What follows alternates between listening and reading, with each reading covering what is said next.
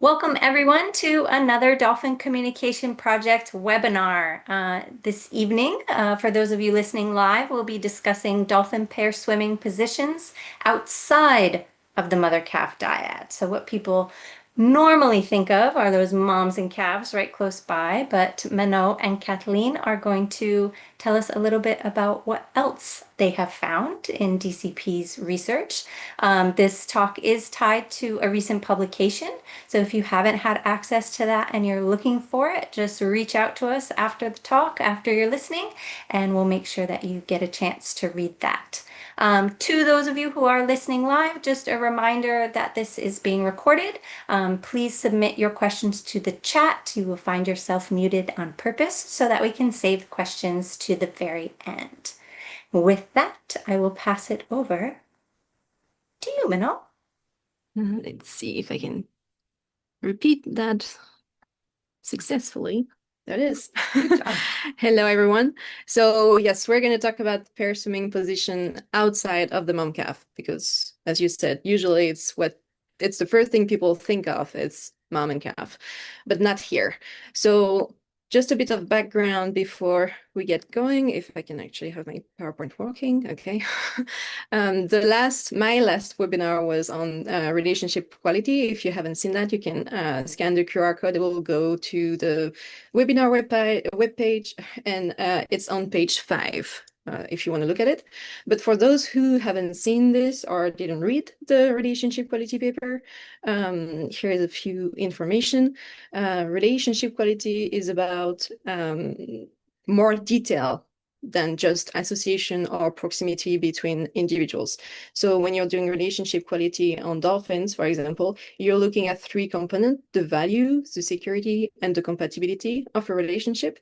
And so these components include variables that are linked to social behavior of the species you're looking at, and that allows you to measure relationship in a different way, a bit more accurately, with more mathematics in it.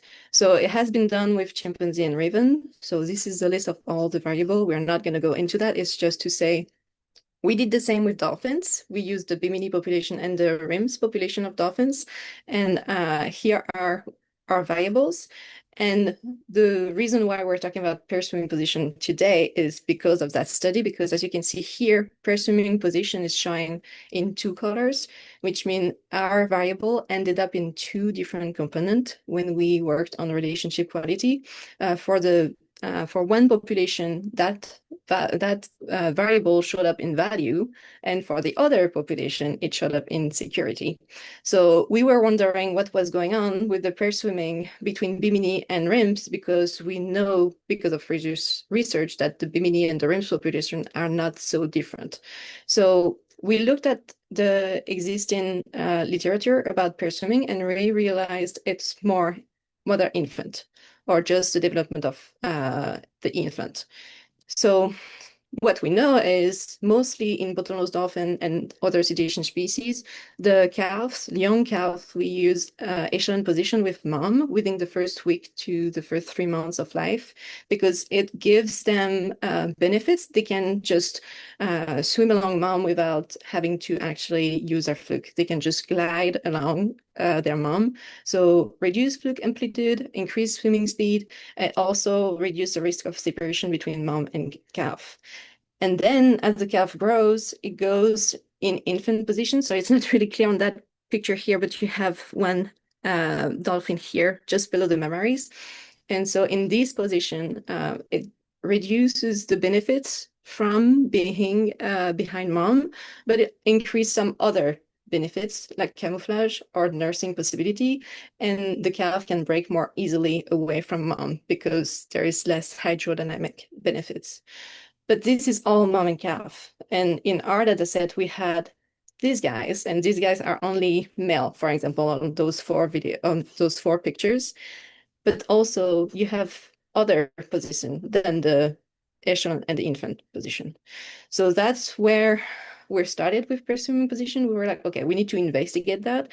And to do this, we decided to focus only on the RIMS dolphin and only on the dyad that were not mom and calf, because we knew enough for those. We wanted to investigate what was going on with everybody else. So to do that, we used Boris, the software, to code the behavior, but we also used a 3D axis to position each dolphin. So let's say you have two dolphins, one next to the other. We were positioning each dolphin compared to one another on the left or the right, above or below, and then ahead or behind. And for all the potential positions that we would find, we wanted to look at proximity, synchrony, and contact during those pair swimming. And then we tried to have initiator and receiver and departing dolphin, but that wasn't possible most of the time because the dolphin will just swim into view on the video, and so we wouldn't know what was going on at the beginning or the end. So based on this, we used several sessions from the RIMS population across for 3 years, and we found 6 different pair swimming positions. So here are the center above ahead for the infant position for the dolphin above here, and center below behind here for the second dolphin. So you have that information for each pair swim, but it might be easier to see those positions looking at the pictures actually. So you have the regular infant, the regular echelon, and then we added 4 others with stacked position with one dolphin on top of the other, staggered, they're parallel, but one of them is leading in front of the other one. The parallel with just 2 dolphins on the same level, none of them is leading. And then uneven would be a staggered parallel, except that the dolphins are on 2 different planes. So it's not easy to see on the picture here, but you have Richie on top right that is actually above Ronnie, that is down below here. So with all the video we had, the total pair swim that we recorded for everybody, including mom and calf, was 3 hours, 47 minutes, and 53 seconds. And then if you look at the split between only mom and calf and non-mom and calf, that's when we realized we had more pair swim between non-mother calf dyad. And all those non-mother calf dyad used mostly infant position, more than 70% of the time, and then some of the other in smaller proportion. So you had the staggered parallel, echelon, uneven, and stacked was the less used. So we managed to identify 6 pair swimming position. And if you remember, we had different components in there. We had proximity, for example. So to look at proximity, here are 2 graphs. They're a bit scary, but we're going to start with the left graph here. So you have each pair swimming at the bottom here. So each graph represents the proportion of the type of proximity observed. So you have high proximity with dolphins close to one another, medium proximity with dolphin that needs to get closer if they want to touch one another, and then the low proximity, they're further away from one another. So dark blue is high, light blue is medium, and very light blue is low proximity. So what we can see here is we have 3 positions that have a lot of high proximity, and 3 other positions that have a more variable use of those 3 different type of proximity. And then if we look at the right graph, then I don't need to highlight anything, because if you look at the high proximity pair swimming position, you can clearly see that infant position is using most of those high proximity. And then medium and low are used mostly for staggered parallel, and uneven. So you can clearly starting to see patterns here, just looking at proximity, depending on what type of position the dolphins are using. Then one of the other components was looking at the synchrony of the 2 dolphins swimming together. So for synchrony, we were looking at the tail beat frequency. So how synchronized their peduncle are gonna be when they're gonna be swimming. So it was just a simple yes or no question. So if you look on the left here, you can clearly see that most pair swimming were not synchronous. Most of the time, it wasn't synchronous. But then if you look at the right graph, you can clearly see infant position, 76% were not synchronous, but then just a small portion for the other. But if you look at which ones had synchrony, that's when you see the parallel positions, the staggered parallel, and some of the uneven use much more of the synchrony. So you can start to see that dichotomy again here between some pair swimming position and others. Some use more synchrony than others. And we did check if it was related to the length or the duration of the pair swimming bout, and it wasn't. So it has to be the pair swim that is either synchronous or not. And then another component that we looked at is was there any contact during those pair swim? So for the contact, we needed to see the skin-to-skin contact. So for example, here, you wouldn't be able to see if there was a contact between those two, or here, you wouldn't be able to see if there is actually a contact between that tiny calf here and Polly here. And I said, outside of mom and calf, this is not the mom of that calf, but the calves were included in the study. So for contact, you can, if you remember the previous graphs, you can see here in orange that 3 of the pair swim show more contact than the 3 others. 3 of them like almost never had any contact. If you see on the right graph, you can see it clearly. The position that had contact, 90% was infant. And then the staggered parallel, and uneven almost never had contact between them because there's a low proximity pair swimming. So it's logical. If you're away, you're not going to touch one another. So we had that, but then we also looked at what body parts were contacted. So if you look at those maps here, they don't represent the number of contact per body part. It's just saying for that pair swimming, these were the body parts that were contacted. We just don't know how many times they were contacted. So infant position, almost all the body of the 2 dolphins can be in contact with one another, depending on if they're on top or below. But then for all other positions, because they're usually on the left or the right of one another, the dolphins are on the left or the right of one another, usually you have more of the side used. And then the echelon is the one showing most contacts for the 5 remaining pair swim, because echelon is a high proximity pair swim, and usually the pectoral fin is posed on the side of the other dolphin's body. So that's why the pectoral fin here and the side here are stronger color here, because they're the one that are usually used for that pair swim. So we're starting to see some patterns with staggered parallel, and uneven being low proximity, low contact, more synchrony, and infant position, echelon, and stacked being high proximity, high contact, and variability in synchrony. So we do seems to have 2 different categories of pair swim. Now that we had our categories, now that we know our parameters about proximity, contact, etc., we wanted to know if we could see anything related to sex combination. So that would mean the dyad, who is swimming with who. So male together, or male and female together. So we did that, and we're going to start on the left here. You have the dyad combination at the bottom here, female, female first, male, female in the center, and male, male on the right. The first thing you can see is the 3 of them use a lot of infant position. No matter what, they all use most infant position. But then the rest at the top is it's going to vary. Like the mixed sex dyads are going to use less of the other, but also less different type of pair swimming. Here you only have 4 other type of pair swim over 6. And then here the female will use more stagger than the others.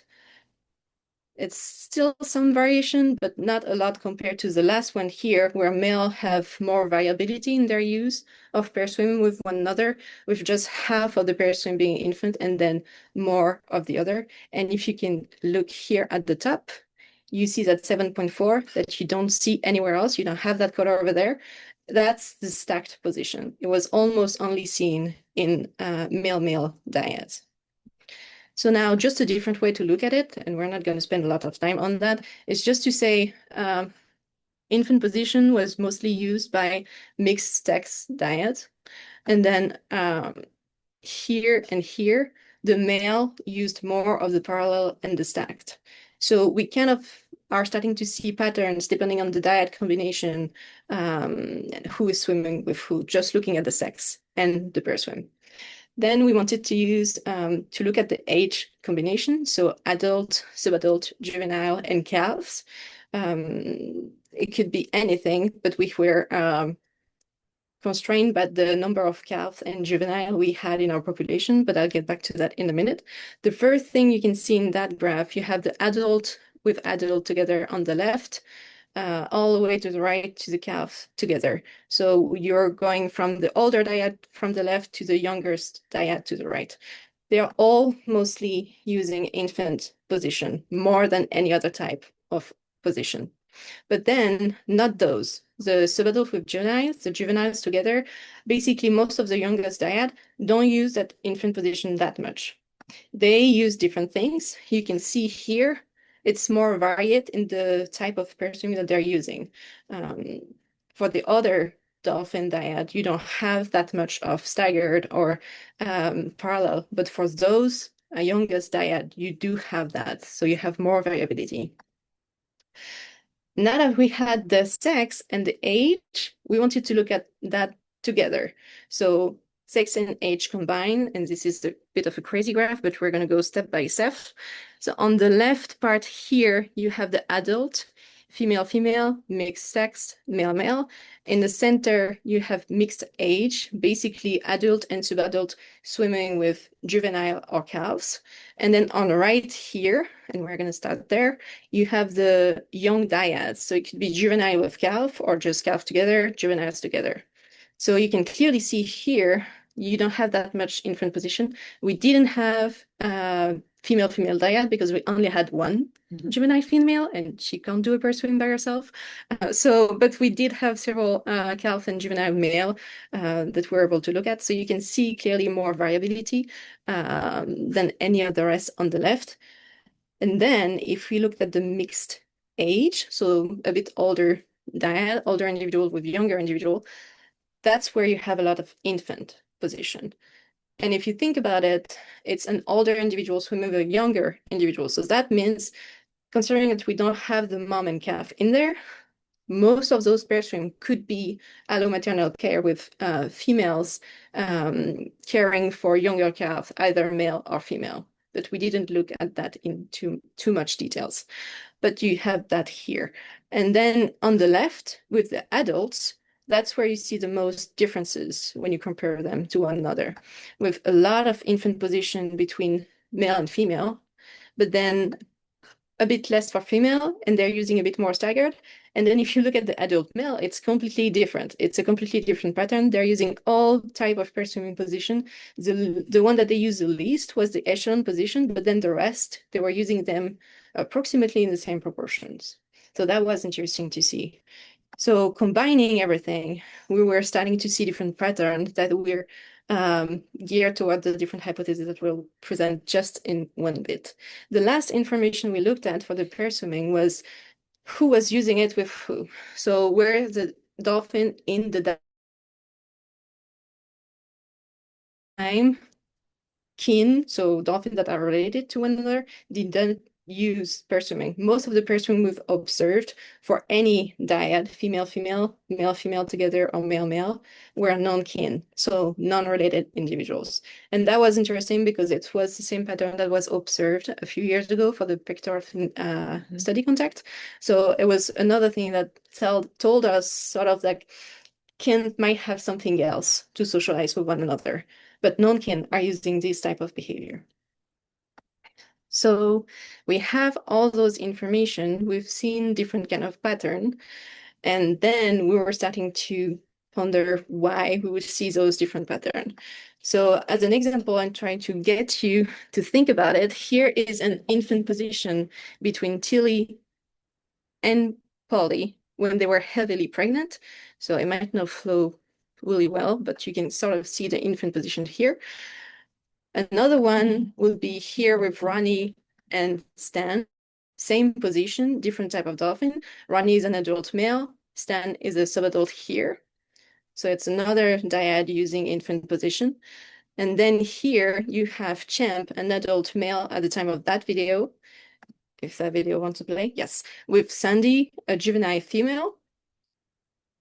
You can sort of see it here. There you go. So Champ was an adult and she was a juvenile here, another infant position. And then one last time, completely different, was Polly with Trixie. Trixie is not her calf. Trixie is Gracie's calf that you have on the left here.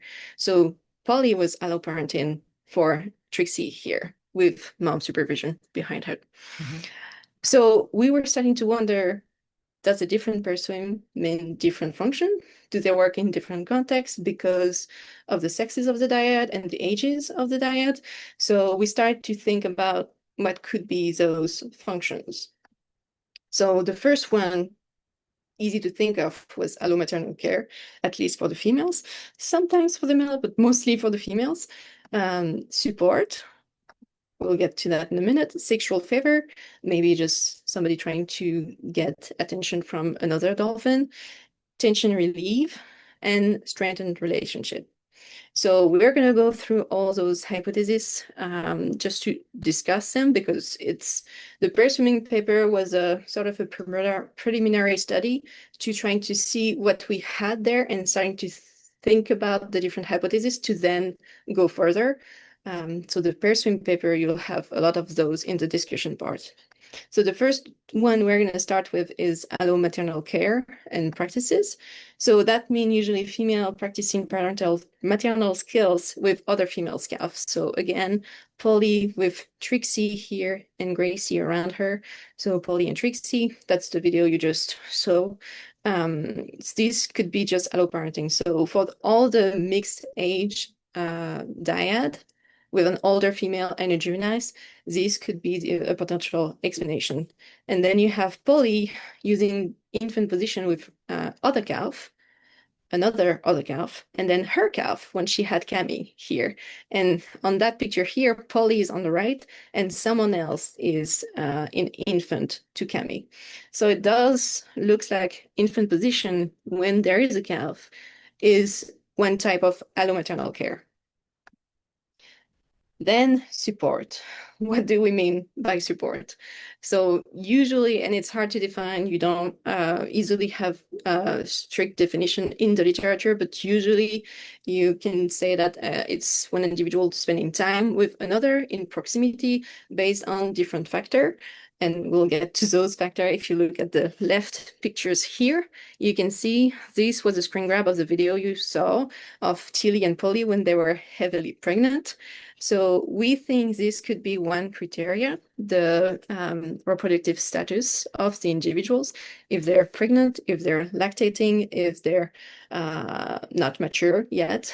This could be one factor in the use of pair swimming. But in our data, for the adult female dyad, 90% of the infant position we saw were between pregnant female. So they're spending a lot of time together and they're spending a lot of time in infant position together. It might be because they're both pregnant and they're just hanging out together.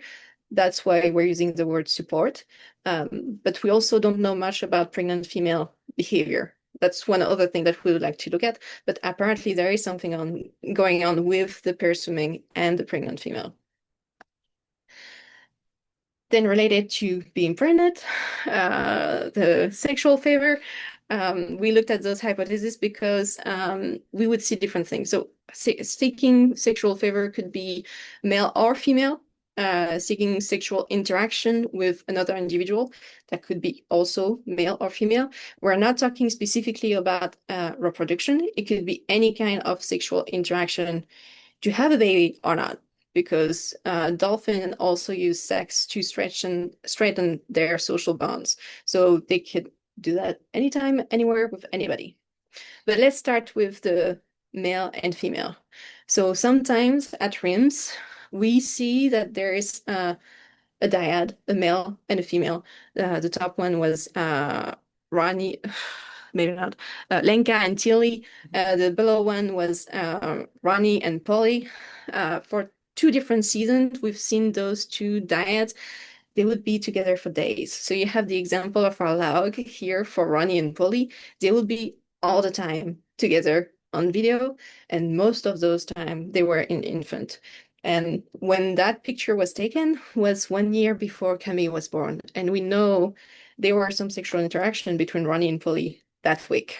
So maybe they were using the infant position and maybe other type, but mostly here in this case, infant position, to show everybody that they're together, but also to show to each other that they are together, spend time together, and strengthen their bond, considering that they're in this type of social sexual interaction for those weeks sometimes. So it could be a very long time. Then if we look at the males only, at RIMS, we see different kind of behavior in between pair swimming. We see what we call social sexual with males or females sometimes that will have 2 to 4, 5 dolphins together, with one of them lying in the water column and the other one trying to mount him. And then they would take turn to mount each other. So that's the social sexual balls. When we see those behavior, we usually see duo swim and infant position a lot between the individuals that are involved in those social sexual balls. But we also see the stacked position just before or in between those social sexual balls. And then we've talked about reproduction, but there is one caveat with dolphin is we think there might be sexual maturity and social maturity. So maybe male are able to reproduce, but they are not yet able socially because they don't have the skill to either attract female or to have a good aim, because try to reproduce in an underwater environment when you can't hold on anything, they probably need to practice. So we were thinking these are all related to mentoring. And what we mean by mentoring is an older male offering a younger male opportunities to develop and practice their skills. So mounting each other, that way they can do that better with female. And so looking at those interactions, we see a lot of pair swimming position between the males during those cases. So here is an example of social sexual ball with Champ and Buzz. So you can see they're taking turns, but then before and in between those bouts, we saw them together in infant in an even position, but also mostly before those in stacked position and very synchronous when they were in a stacked position. So maybe some of the pair swim are precursor of specific social sexual interaction. In this case, the stacked position here might be a precursor for social sexual balls for the males. Then we have tension relief, and we just talked about social sexual balls. It could be important in this case. So tension relief is a behavior performed to ease tension after agonistic interaction, or sometimes just ambiguous, rough interaction. Don't have to be specifically agonistic. It can be just rough play. So here is an example of a social sexual ball between 3 males at RIMS. And sometimes they can be very active.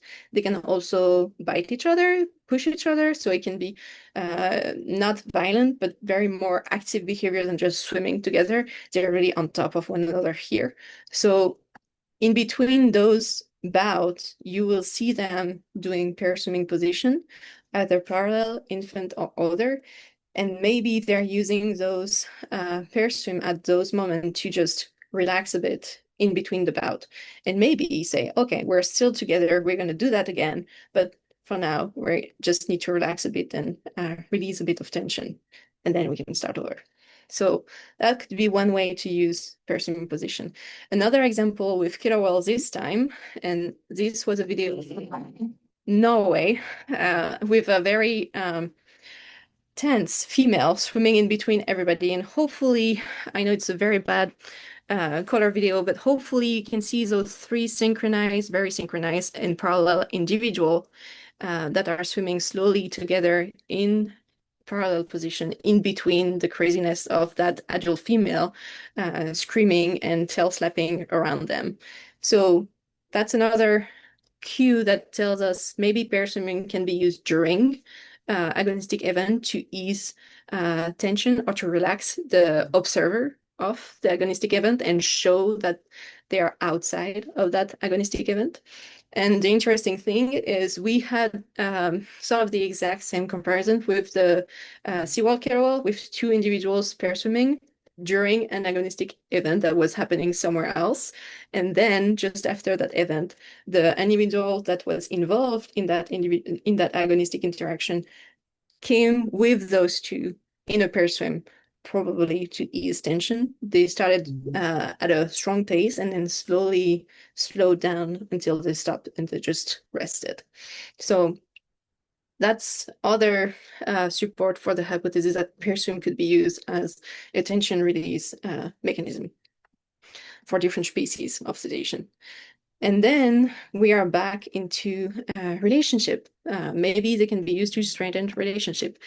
That's how we look back to relationship quality, because if you look at all the different hypotheses we just talked about, they are basically all related to relationship, because relationship is a very large topic. It can be anything. You can look at the very different things. So here were the three components of the relationship quality. Our pair swimming variable is going to have to change. We're going to have to select one particular type of pair swim to make sure we can actually measure that variable for all population in the same way, to make sure we're using something that is similar for everybody. But you can see here on all those pictures, you have many different type of group swim, duo swim. You don't have just pair swim, so it's just one tiny bit of information there. So we went through all those hypotheses, but there is many things that we still don't know. It seems that different pair swimming are related to different function, but we still have to investigate and support with data those five hypotheses here on the left. And then if you are looking at that picture here, it's an infant position. The top dolphin is in what we call the mom role, and the below one here is in the calf role. And we're starting to see patterns between some of the diets, for example, in the males. Sometimes it's only the juveniles that is on top. Sometimes it's only the adult that is on top. So that's another thing that we need to investigate for pair swimming position. And then for the calf and for the mom and calf, we've talked about hydrodynamic benefits. We absolutely don't know if there are still hydrodynamic benefits for the grown-up individuals. In some of the paper, we can see that going in infant, as the calf grows, the hydrodynamic benefits reduce.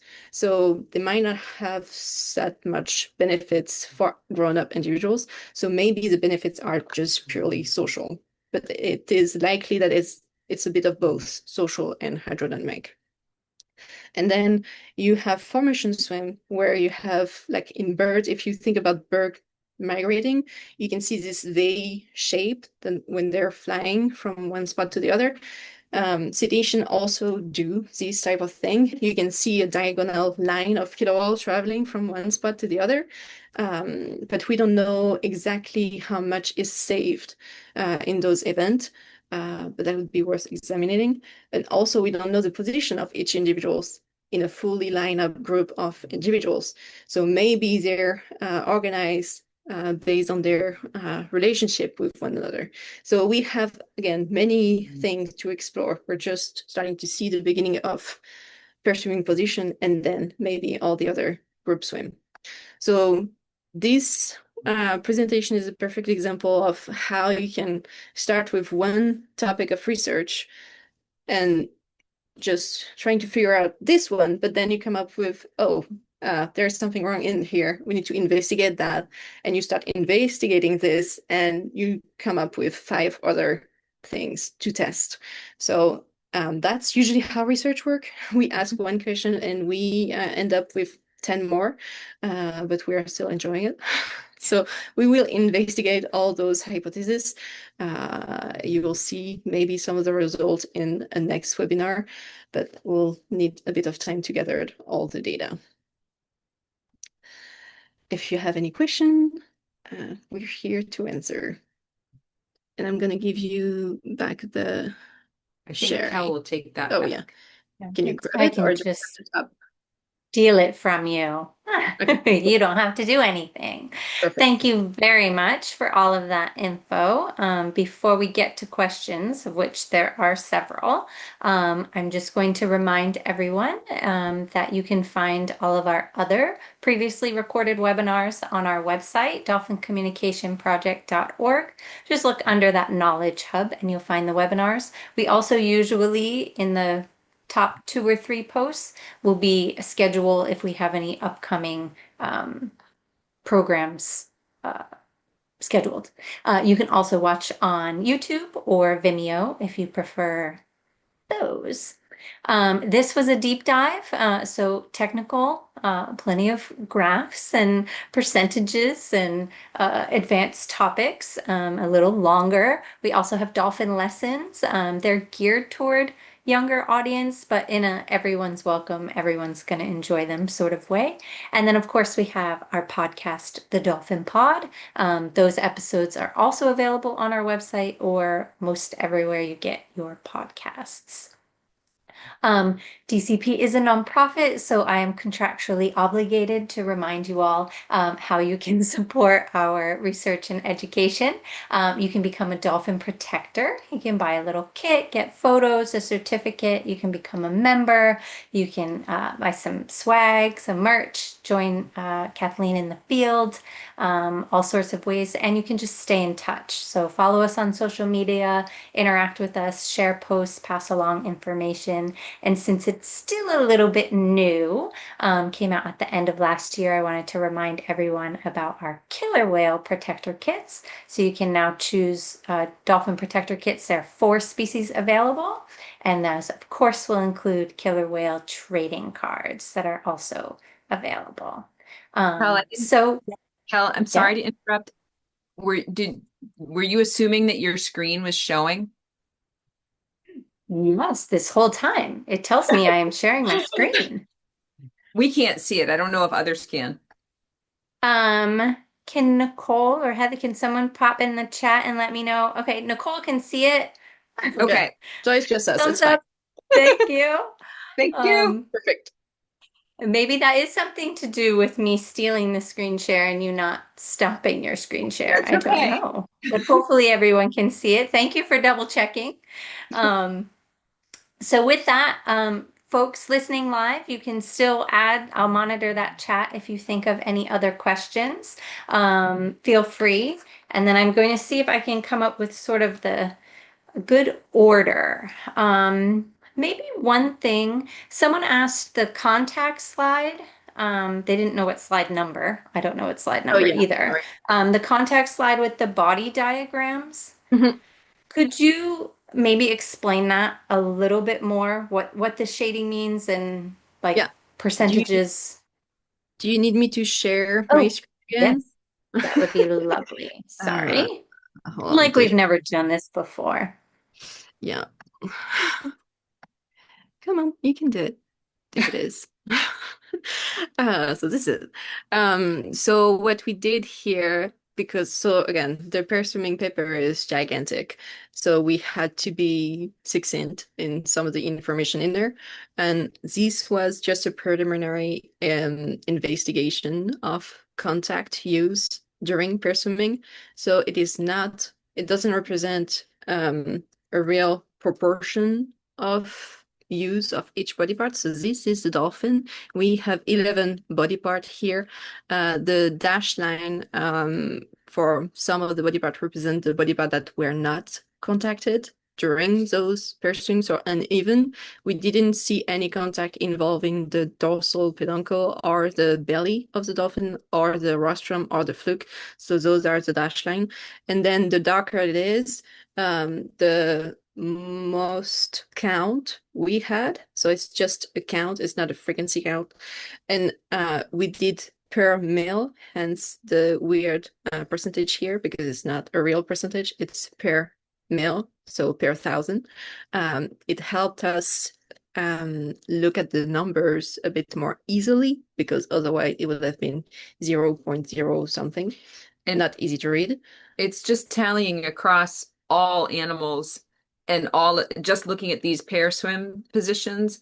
and the number of contacts, not looking at all the distinctions between Who did it? who did it, or what the age or sex was, just to say, give us an idea of which body parts are the most Used. contacted in that one of 6 pair swim positions. So if you can see the teeny tiny window where I'm showing up over there, I have 2 dolphin tiny.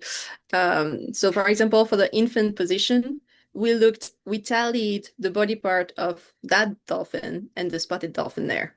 We didn't look at who was contacted, if it was the top dolphin or the below dolphin. It was really the first level of investigation, which body part I used. And then because we know where are those dolphins, for us, it's easy to know, oh, okay, well, the dorsal fin is used by this dolphin because the other one is above.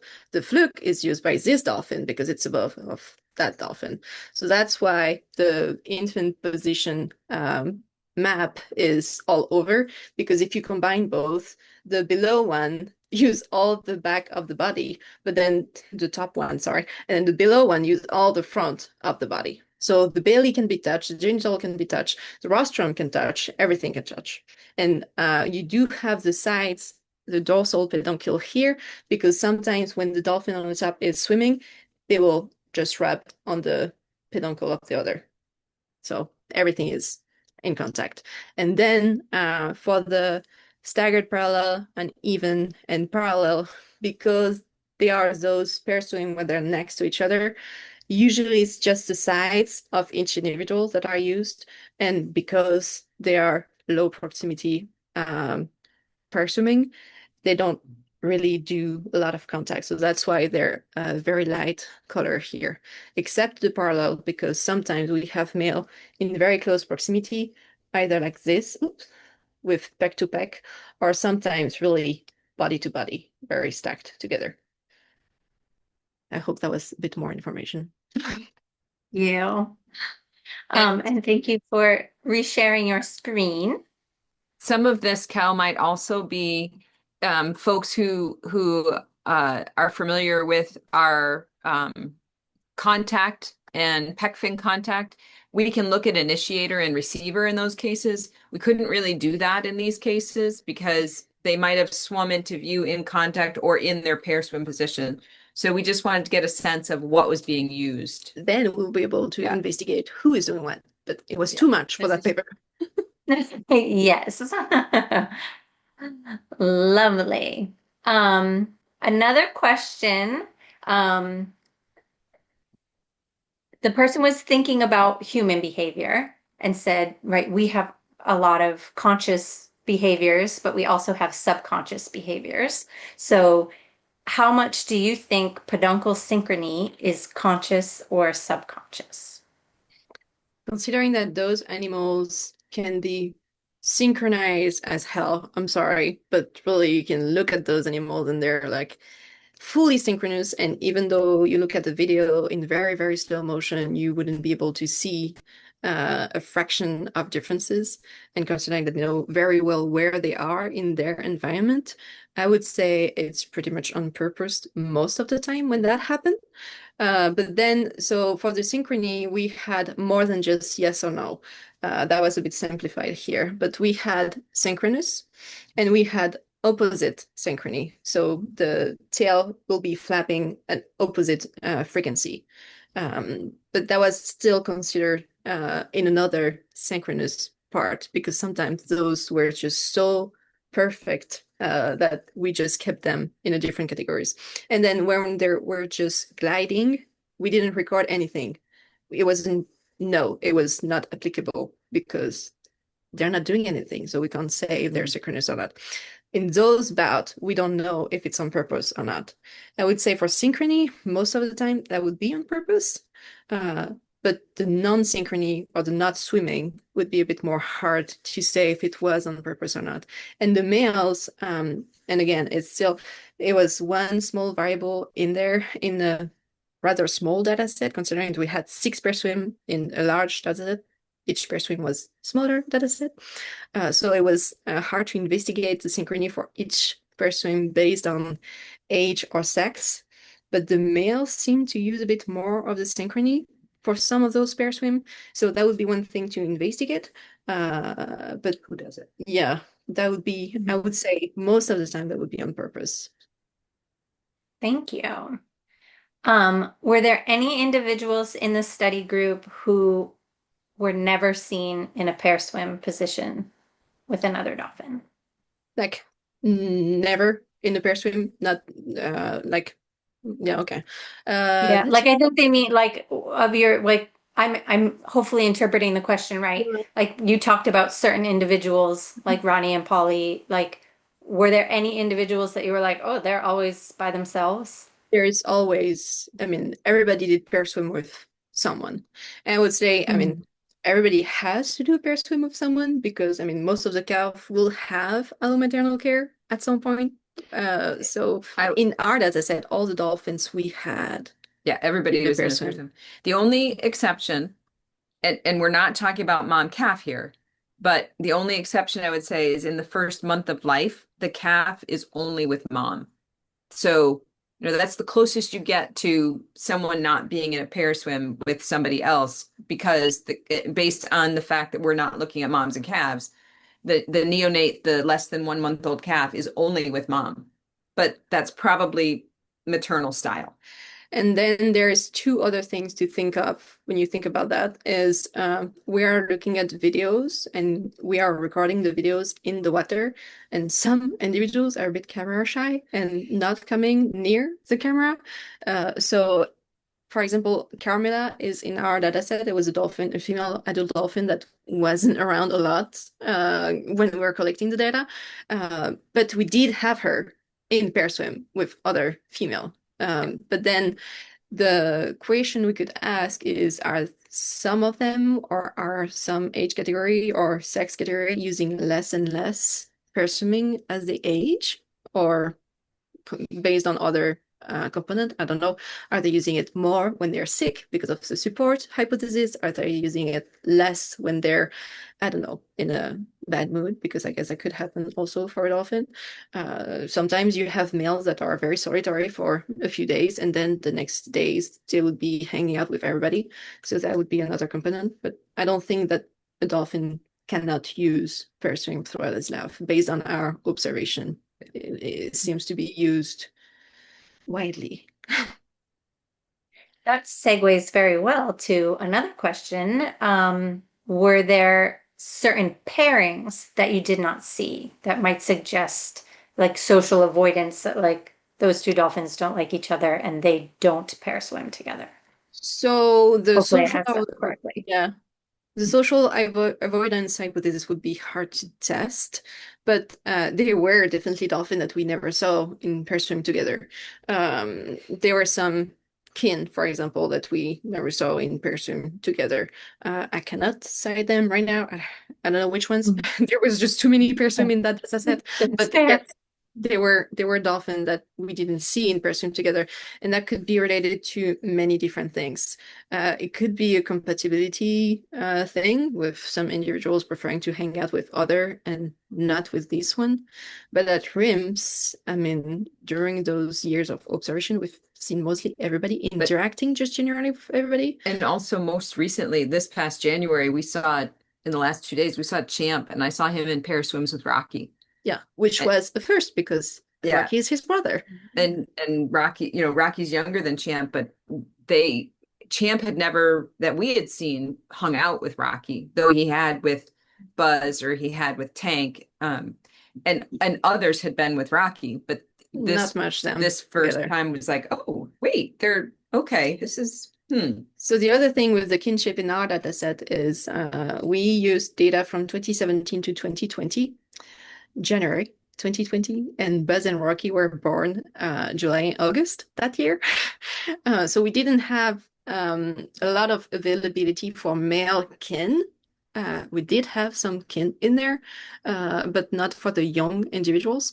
So it's one of the things that we need to do is add more for those calf in general, calves and junior in juvenile. I'm gonna get there in general because we didn't have a lot of those, but also because the recently born calves are more related to more people in the population, so we'll be able to investigate that a bit more. Thank you. The last question, though I did just tell the chat this was their last call for questions, is you set the stage at the beginning of the talk and then you circled back to it, how this study came about as you were doing the relationship quality analyses. Will you redo relationship quality analyses with the new PSP categories? Yes, well, that's one of the other thing we're still working on is for the relationship quality, we need a lot of data. So we are still processing. We've added more contact, we've added more object play, we've added more, we actually need to add more per swim. But yes, once we have the data, we will try to, we had only one variable related to pair swim. We might do two, one using infant and maybe one using the stacked, or maybe just the three variation of the parallel together, because you have that dichotomy between the infant and then those three there. So it may be worth it to just rerun the stat with just those. But it's, yes, we will do it. It's just a matter of when. We don't know yet, but we will do it. I need more hours. Excellent. Yes, yes. Thank you so much for the information, the lovely presentation, taking the time to answer all of those questions. We hope everyone who joined us live enjoyed the talk, and we hope that everyone who's listening to the recording also enjoys it, and we hope to see you at future DCP webinars. Thank you, everyone, so much. Thank you, everybody. Thank you.